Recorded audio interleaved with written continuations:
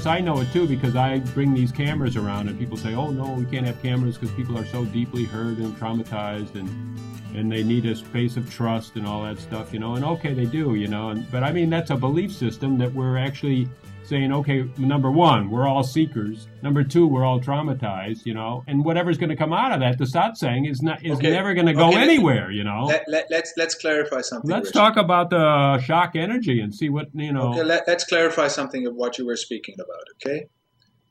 So first of all, we have to see that there's not such a thing that a personal traumatization, nor is there a personal shock. It's total radical what you're saying, you know. What we're all carrying as a human species is a high level of disintegration. We lived for thousands of years in a very projective manner.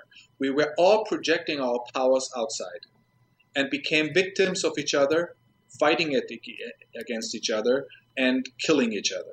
So we have been so immature as a species that only a very few people, you call them the seekers, and it's still a minimal amount of people on this planet who have seen a little bit of what we call the inner functioning, the inner realities.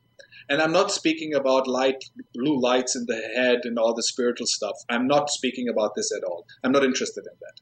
I'm speaking about exploring how the nervous system is organized and why we are functioning as a species like we do. So in a way, what we're doing here is just nothing else but an impersonal, you know, what is revealing in my system has nothing to do with me. It's just like a willingness to explore, and life uses me to explore as it does with you. So the whole trip of a personal seeker, of a person who's going for enlightenment, hopefully attaining a certain state of enlightenment, is all crap, because it's not happening. So that actually reinforces the pain. It's kind of like the guarantee that it won't happen. Exactly. And I have seen in the name of enlightenment, hundreds of people being re-traumatized, being thrown back into their pain loop, what traumatization is, a pain loop, and with best intentions by teachers, by organizations, and all in the name of what people call enlightenment, a personal achievement of a superior state. So what I notice in myself, and that's why my meetings, or what we're doing together, which it's not my meetings, or the ways this is expressed through the system, includes the body and also includes the specific pain loops that our nervous system as a species is still caught up in. And we cannot deny that there is pain in us. We cannot deny that the quality of our attention is mostly projective and very hard and very narrow. Very rarely we really ease. And as long as this is there, it tells me that there's energy in our nervous systems, in mine, in this one, not mine, in that one, as in yours, which is not yours, in the call, and in everyone, which is worthwhile to explore.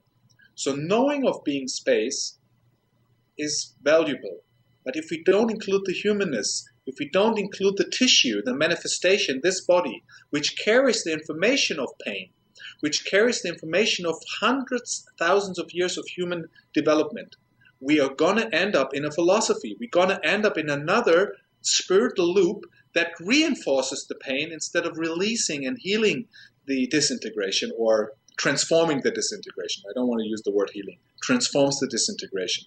So from my mature understanding, as far as I could see, knowing to be space is the beginning, and including this particular manifestation in the exploration transforms the system.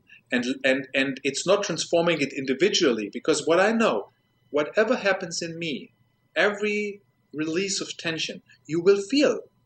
You're going to be affected by this. Every person that I meet in my life will be affected by how my nervous system is organized. If I want this or not, I don't care. And it's not in my hands, because we're all constantly, as you said accurately before, we're feeling each other. We're feeling anything as a ripple in our consciousness.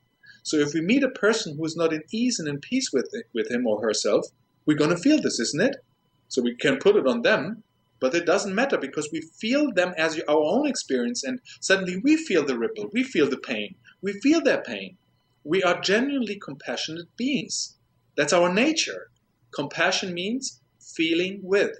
We're feeling everything around us as our own sensations already.